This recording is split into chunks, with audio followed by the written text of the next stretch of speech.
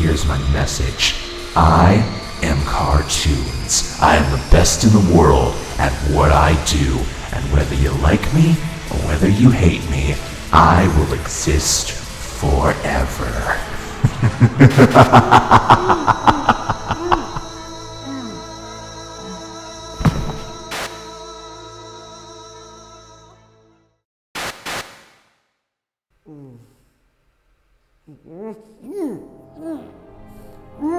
Hello, GoldenFox. Now, I wouldn't struggle against that kind of rope, Goldie. There's no use struggling. The ropes are tight and the tape has the strongest quality, so get comfortable. Oh, you know this one. I'm sure you should. It must bring up a lot of memories. There's a lot to spill out of you. Until then, enjoy yourself.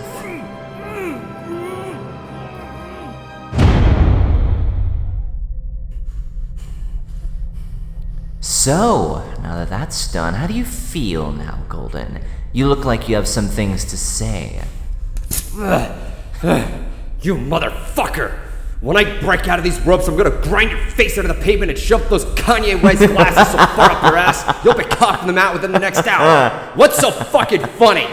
Such language. We're live, Goldie. Live to all your adoring fans. Oh, you're so entertaining when you're mad and upset. It's adorable, really. It's the kind of side of you that no one else likes to see, but I love it. But I know as well as you know why you get so mad so easily. You have no control over your emotions, just like you have no control over something else. Like what? Oh, we'll get to that in a bit. But first, explain your hatred on this movie. You didn't talk about it as much, so why don't let out all your rage? If you can do that, then you're free to go. Simple as that. This movie is fucking dog shit. It reeks all over cinemas and has the most bland and uncreative ideas. The plot is boring high school drama that's been around since Saved by the Bell. The characters are despicable, especially Alvin. The story and its journey is extremely predictable. And what's more frustrating is that there are too many separate plot threads that weren't handled as much. Theodore's fear of eagles? Pointless filler. Toby's personal crush on some girl he remembers? Pointless filler. Dave's injury and his idiotic sense of sending them to school? Pointless filler. The chimp at screen time of having the same treatment as Alvin did in the first movie? Pointless fucking filler! This movie is carelessly formulated to watch. Nothing is engaging, nothing is compelling, it's so predictable that the moment you fall asleep and wake up near the end of the film, you can already pick up the pieces with no tension or any sense of delight of what's happened. The musical numbers are nothing more than cover songs of modern pop music with voices sped up so high for the sake of making cover songs. It's as every bit as lazy as using the same goddamn pose of Alvin on every poster. Say what you will about the 80s generation, but at least the songs in the Chipmunk Convention were actually worth giving a damn about. They set the mood very well and provided something called emotions, like My Mother, and not have a random cover song for the sake of being a part of popular culture. Hell, that entire movie is what I would rather recommend to kids, since it has a sense of adventure and escapism, as the movie is rightfully titled and not set it into a mundane suburban area that this fucking garbage does these days. And worst of all, it interfered with the potential new age for Disney with toon animation. It outgrossed The Princess and the Frog, leaving a wrong impression to Disney, and thus making future changes. Remember Tangled? It used to be Rapunzel, and it was an experiment on making a CG animated movie that would have a hand-drawn look to it. Remember Frozen? That was originally going to be Snow Queen and was also going to be hand-drawn. Disney had the plan of making 2D and 3D coexist together, as they were released bi-yearly, one 2D and another year 3D. This would have happened, but it didn't, and this movie is to blame.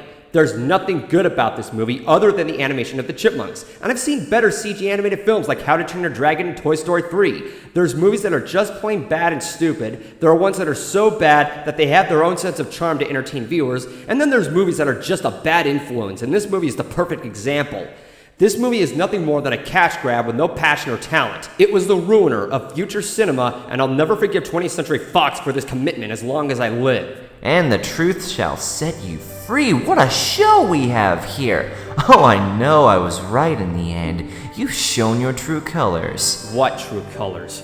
Well, first, let me share my piece. Now, I'm not going to try to defend this movie because I'm sure if we would be talking about the first movie, it wouldn't be nearly as bad. It's like the first Transformers movie. The first isn't too bad, but it doesn't get any better from there. I had little to no hopes with this movie myself, but you have to understand something. The Chipmunks are here for one reason and one reason only, and that's because of the universal language of cha-ching, cha-ching, money. They are here to sell merch and bring in the kiddies because it's easy to pander to kiddies. Sure, a lot of people are going to hate it, but their kids won't because they're too stupid to understand how incredibly lame this movie franchise has turned into. They won't know their mistake till after the fact, after they bought their ticket, and while it's a shitty tactic, it delivers results. The music, yeah, it's crap, but so is most of the music we have today. Don't give me any of that back in my day bullshit, because with the music, it wraps up the entire franchise in 3 words: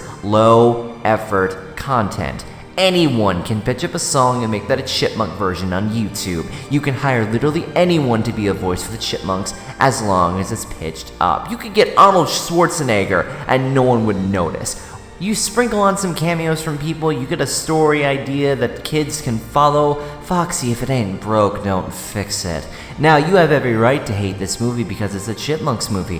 What I care about is that it killed 2D animation from Disney. That's what you said, right? One, it's Disney. Do you seriously think Disney would let a Chipmunks movie that is not even a tenth of what they could do on their worst day stop them? Is it really the fault of the movie that The Princess and the Frog didn't reach the success as you and Disney have expected? Are you sure that it wasn't Avatar or the other movies? Are you sure it wasn't the lack of marketing Disney should have used on The Princess and the Frog? Yeah, Disney didn't advertise the movie that much, and that was a mistake from them. Whatever is advertised is what grabs the audience the most, and the Squeakquel and Avatar did just that. And what Disney had learned from that result came Tangled. As if I may recall, that movie was marketed as a comedy. Since you know that audience look for animated movies that are comedy-based, it's the norm of what grabs their attention, and Disney knew that. Did you honestly think that a movie with princess on the title would grab their attention? They would just think it's a girls' movie, and not something that would seek their interest anyway. Disney was doomed from the start. So do you really blame the Squeakquel, or are you just mad that 2D in general never returned successfully? I didn't think so.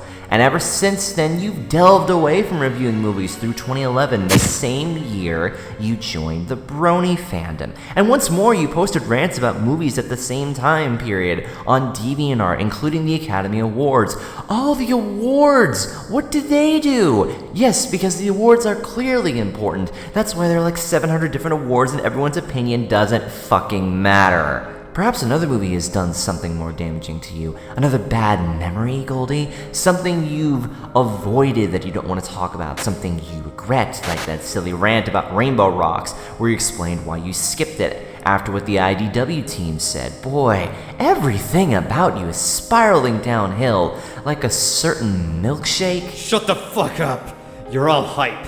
You and your hashtags and your self-entitlement. TK is twice the man you are. He wouldn't act nearly as this selfish as you are. You're just a show-off, an egocentrical pack of hot air who just wants blah, attention. Blah, blah, blah. Your point being, when this video's over, you're gonna be singing a different tune. You're gonna be on your knees. I'm at least producing consistent, quality content. You don't know quality content. You wouldn't know it if it smacked it upside your head with that stupid cap of yours. Oh, by the way, you make Elvin look modest. Ooh, such sass. I like it. Speaking of which, your hatred on IDW and why you chose to not read the comics, oh, that adds up very nicely. I mean, poor Goldie, you didn't get your wish list fulfilled. You never got to see Chrysalis return or get a Celestia and Luna episode. The comics did it, and you didn't want to spend the effort. Really? You only relied on the show instead, and even when you did get something fulfilled, it was bittersweet. Like Newbie Dash. Oh, I remember how you reacted to Newbie Dash, just like Toonie, hating the episode because of one scene, and even after that you were still angry at what the episode showed. As I heard, it's now become your most hated episode of the series now. Is it really because it didn't live up to what you envisioned after all these years of watching the show? Boo fucking who. It's all making sense now. Shut the fuck up! You're gonna keep telling me to shut up, pretty boy, or you gonna do something? What the fuck? That's what I thought. You need to understand this, Goldie. Times change, and you refuse to admit that. You're just mad because things didn't turn out the way you wanted it. And that's always your biggest flaw. It's always about what you want.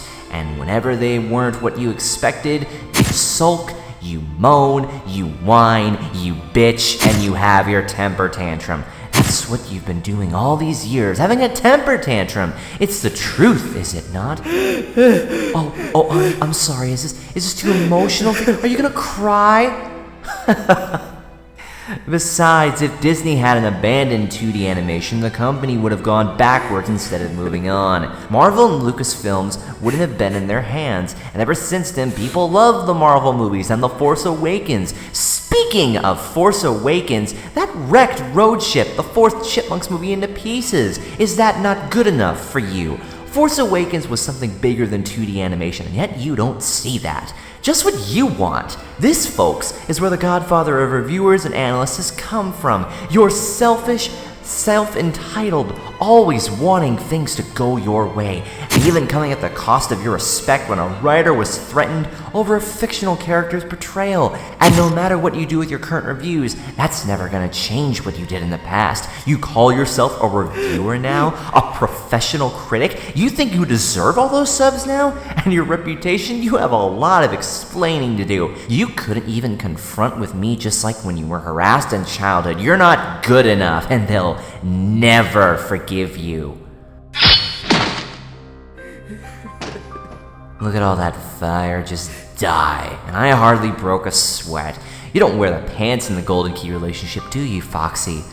But you do wear her panties, don't you? I used to idolize you. You were the one who gave me my start. I was the student, and you were the teacher. Oh, how the tables have turned. And I'm just getting started. One down and more to go. I don't know what's more depressing this season. The lack of focus on the main seasonal arc, the destruction of the characters' original motives, or these ridiculous titles of this fucking Apologize for her behavior. These scenes were pointless! Next time I see a movie that's critically acclaimed, it had better be worth the time.